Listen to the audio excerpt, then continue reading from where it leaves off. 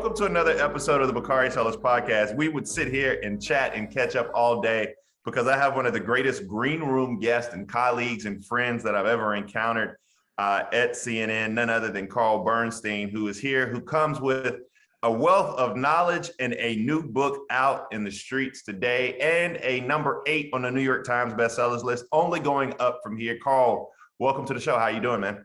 Oh, it's great to be with you in a different medium. I'm so used to being with you in the CNN studio. This should be fun. You know, my show is decently unique in the way that we started. So each one of our shows, we start by having our guests walk us through the arc of their careers. And you're what I call a journalist. You've been investigating and writing about Washington for decades now. What initially got you into journalism? And after all these years, as we were just talking about, what keeps you engaged? Because you've long reached icon status in journalism, who cover national politics journalism. So what keeps you going and in the game? Well, that's what this book that I'll hold up, Chasing History, A Kid in the Newsroom, is all about, even up to what keeps me in the game. Though the book is really about my life from age 16 to 21 at a great newspaper, not the Washington Post, the Washington Star, the afternoon paper in my native city. I'm a second-generation native Washingtonian, the capital of the United States, which I should say right out here was a Jim Crow town when I grew up in it. And so my 5 years at the Washington Star bracket the Civil War by 100 years exactly afterwards. And there's a good deal, as you know, from reading this book about civil rights, because I got to cover the civil rights revolution, starting, believe it or not, when I was 16 years old. And so what the book is, it's not the old man looking back. It's written in the voice and point of view of this kid who left that paper in 1965.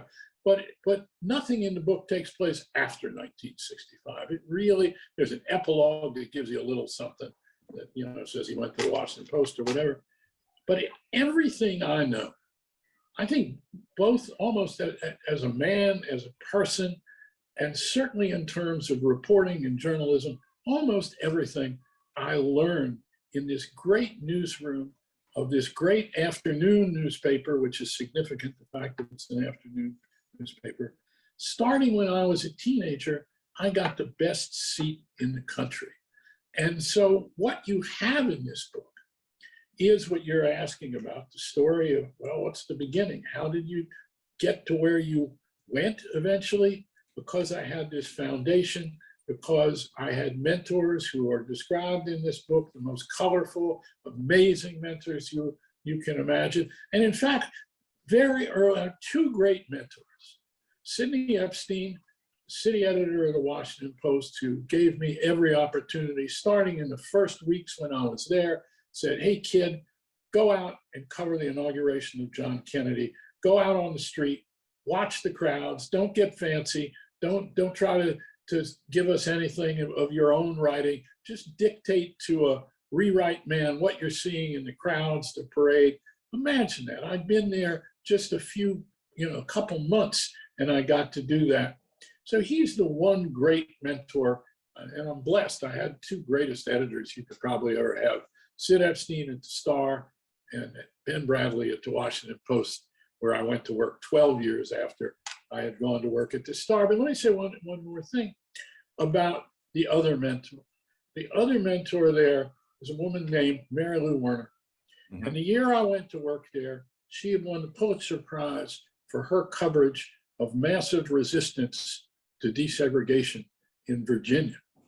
And so it gives you an idea of what this world was that I was covering from the first, from age 16. And I went to work there at age 16. I had 1 foot in the classroom, 1 foot in the juvenile court, 1 foot in the pool hall. And so, and the foot in the classroom was really about 2 inches, so it didn't count as a foot.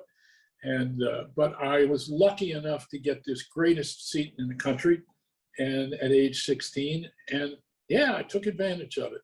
And everything that has followed in my life comes from that, and from this formative period in my life. Those 5 years are also formative in this country through the Civil Rights Revolution, through what happened in Vietnam, the Kennedy era, the Lyndon Johnson era, et cetera, et cetera. You know, I would sit here and talk to you about a kind of the literary mechanics of how you were able to write this memoir in that person during that time period, because the mechanics that you used were so interesting. But instead of boring everybody to death with me trying to learn how to write better, I want to just delve in a little bit more into chasing history. Why, after the storied career you've had, did you decide to write this book at this time about this period of your life? I actually wanted to for a long time, and there's a chapter in the book that actually I drafted something in 1990, and then I just put it in a drawer. But I've always known, look, I've had a great life, and God knows what I've been able to do in my field.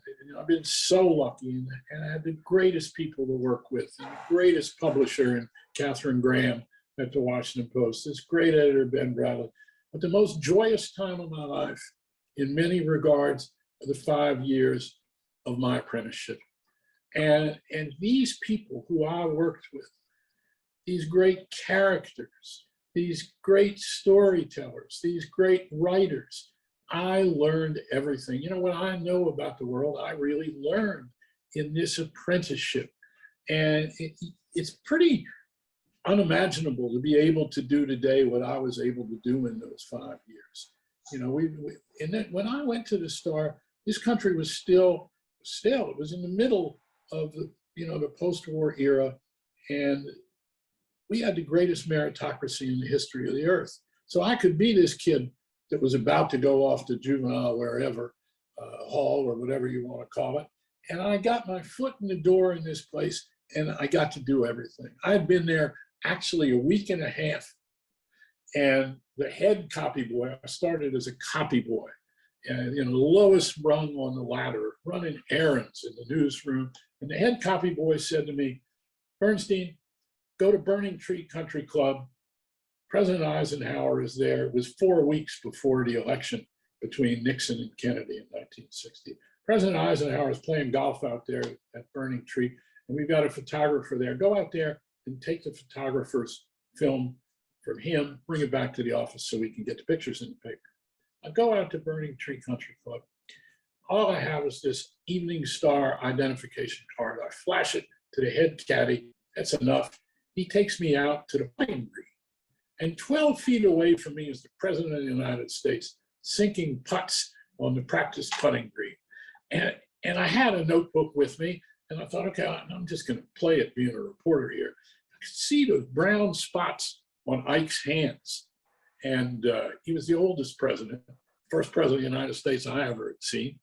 And I wrote down in the notebook about the brown spots on his hand. And then I went to the photographer, got his film, and went back to the office. But what stuck me was the ability to write down in that notebook. And then if I was going to write that story, I would write about the brown spots on Ike's hands. Oh, wow. I mean, that's that's legendary in itself. I'm just trying to, all I can do is paint the picture in my head.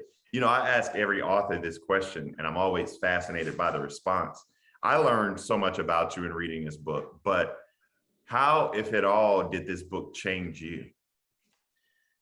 It changed me in realizing how what I had learned at this newspaper and the values of my parents, which I'll talk about in a minute, that there is a straight line in this book to All the President's Men, even though there's not a word in here about Watergate, that what is good reporting? It's the best obtainable version of the truth, to use a phrase Woodward and I have used for 50 years now. By the way, the fact that there was not a mention of Watergate is something that stood out to me. Well, there's not.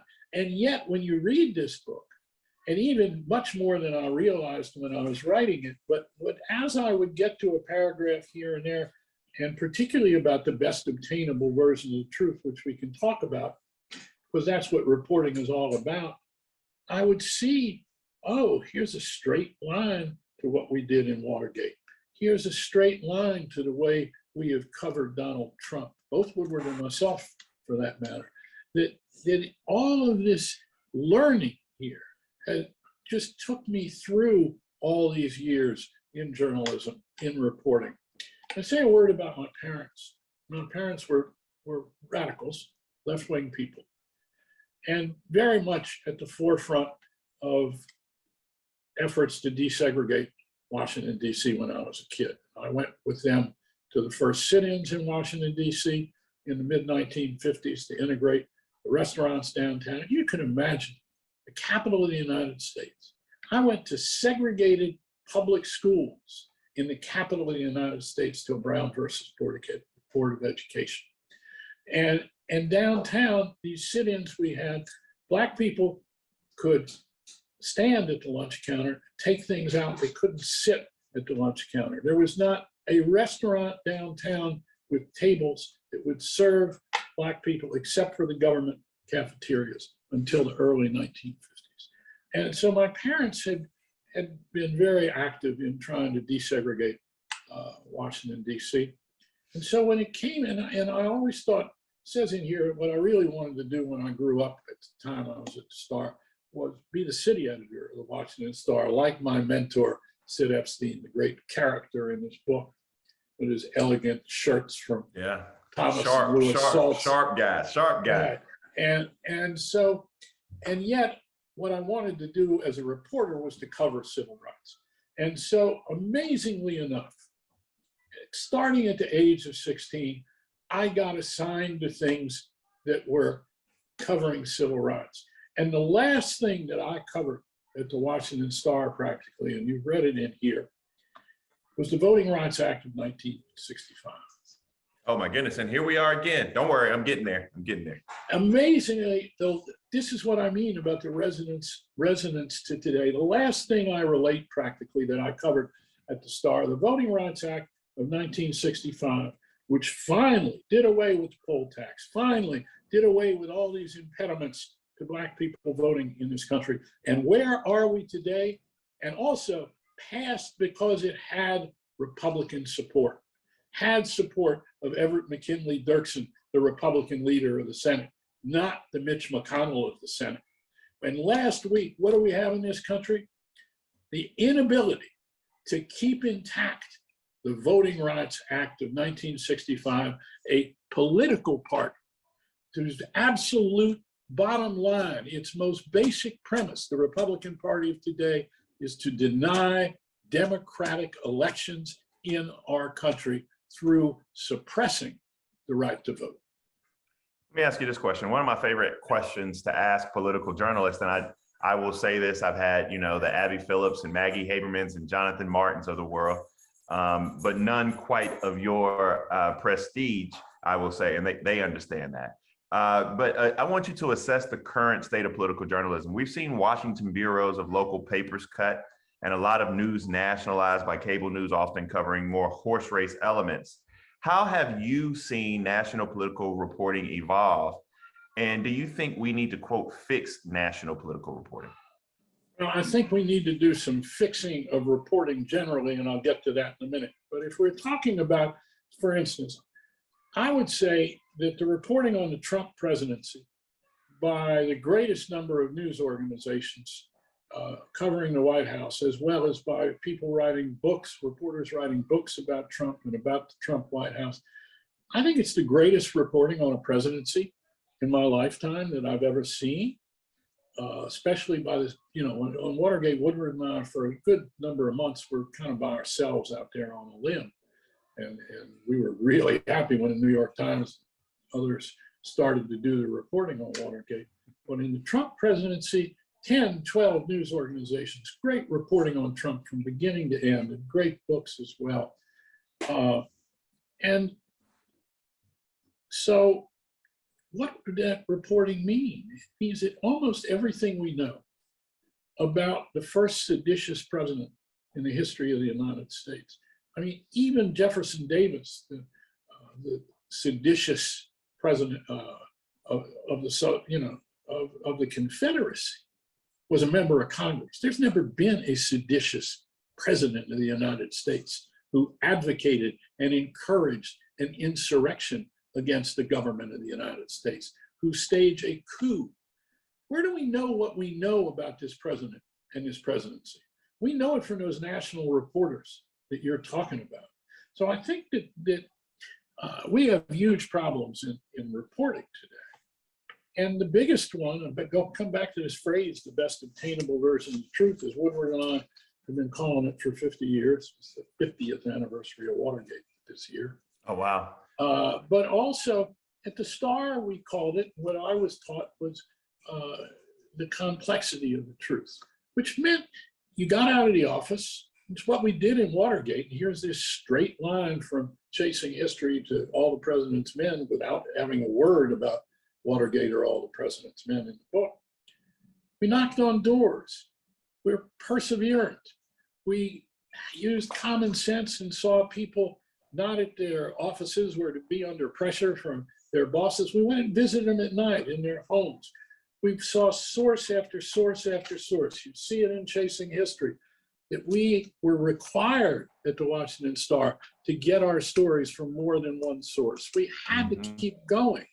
But the real thing that's happening in so many newsrooms today since the internet is young reporters especially going on Google, looking things up, using Wikipedia, and not using them as the great tools that they are to make things quicker and get background information, but instead of going out of the office and making sources, doing the footwork, doing the legwork. That's what the best obtainable version of truth is. And also, whatever your preconceived notion of a story might be, and we all have when we start on a story, my preconceived notion when I started on the Watergate story, first day or two was this would probably go to the CIA, not to the Nixon White House. But your preconceived notion of a story is never, almost never the same as the story turns out to be. You're not going to learn that from Google. You're not going to learn that from Wikipedia. You learn it by talking to sources, by respecting them, even those who you think may be nefarious.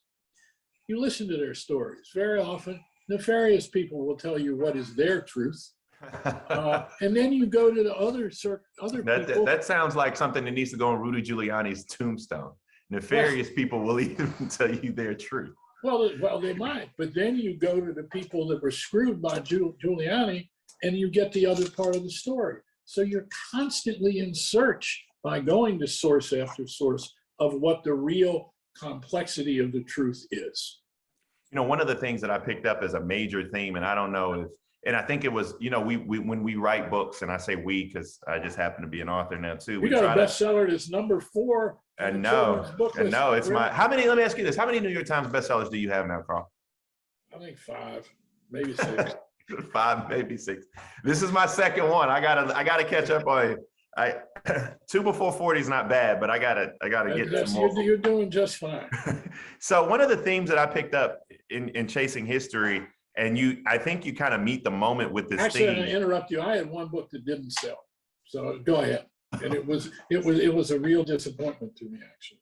It was probably one of your favorite. We'll talk about that in a second. But you talked a lot about the importance of local journalism, and it was weird because you were a local journalist in the Capitol, so you got a chance to cover. It was a real interesting juxtaposition.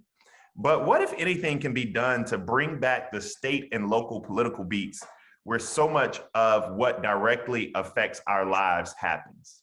It's a huge problem. It's one of the biggest problems we have in journalism, because in this country, up until probably the 21st century, we had great and good newspapers in almost every city and town in America. And those newspapers, in their coverage, held together through being a communal experience, the social fabric of these cities and towns and states even. And the absence of them has been a terrible, terrible loss to the country, to the culture of our country, to the lives of our cities and towns. And there's a myth that it's the internet that really did this, because it had started before then in the 80s and the 90s when, and let me tell you, profits of newspapers, including and especially in these small towns and communities, was 19% up through the end of the 20th century. That's a huge return. How did that happen? Why were they still making so much money? Because chains like Gannett, Knight Ridder, others came into towns and cities and bought up these local newspapers from local ownership. They bought these newspapers and immediately started to strip them of their reporters and got the reporting staffs down to damn near nothing. They used these papers to raise advertising revenue, raise the rate of return, so it was 18 and 19% through the end of the 20th century at the expense of reporting. So you ended up with these papers being a shell of themselves without the reporting that had been the basis of a civic compact in many regards in a town or a city, where you knew about what was going on the other side of town, not just your side, where you knew what was going on at the local zoning commission. You knew what was going on in the state legislature. You knew about the planning commission. You knew about the school system. That started to go before the internet when these chains came in. Then they would buy the second newspaper in the town and shut it down, or come into a joint operating agreement with the second newspaper if it was a two-newspaper town. So by the time the internet came along and started to be the dominant means of transmission, et cetera, of news, and so that the circulation base of these newspapers started to go under, you already had the absence of a great news culture in our cities and towns because these rapacious newspaper chains had come in. And then you just had the death knell with the internet. Now, we still have maybe a quarter to half as many local newspapers, but they too are shadows of their former selves in most cases because of the stripping of the editorial, repertorial functions in favor of big rates of return in advertising without doing the hard work of the reporting. Just a couple more questions before I let you go, because I know you are a very busy man. What do you want readers to take from this project of Chasing History? I learned so much just about the fundamental tenets, and not only that, but the characters in the story. You brought them to life. But what do you want readers to take from this project, and how can people find your book? Well, go to the latter first. People can find the book in bookstores everywhere. All over America. They can get it on electronically, for a Kindle, for their laptops, for their iPads, whatever device you want to. You can download the book, and obviously there are huge outfits like Amazon, etc. There are great independent booksellers all over the country. There's Amazon, there's Barnes and Nobles. You can get the book pretty much anywhere, and I hope people will, because it's the reason I wrote it, which is to show the ability of this kid to get the greatest seat in the country at age 16 and then participate in what's going on in the city. And also, yes, I went to Kennedy's press conferences, almost all of them. Yes, I covered his inauguration. Yes, I covered civil rights. But also, I got to know, you talk about small town newspapers, I got to know the streets and alleys of my native city and the people who lived in them. Reporting newspapers, reporting journalism is about human beings. This is a story of people. It's not a story about institutions. It's not about the Congress of the United States. It's about the characters perhaps in the Congress. It's not about the presidency as much as it's about the president or the presidents.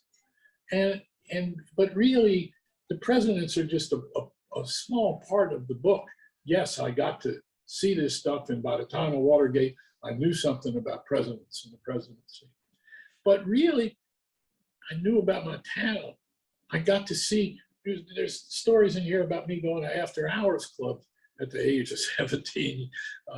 I knew the after-hours clubs. A great reporter at the Washington Star took me with him one night. We had just come back from a 4-alarm fire, and he said, "Come on, kid, I'm going to take you somewhere." And he knocks on the door, and there's a little peephole on the door, and he says, "Stand in front of the peephole." I stand in front, and then the door opened.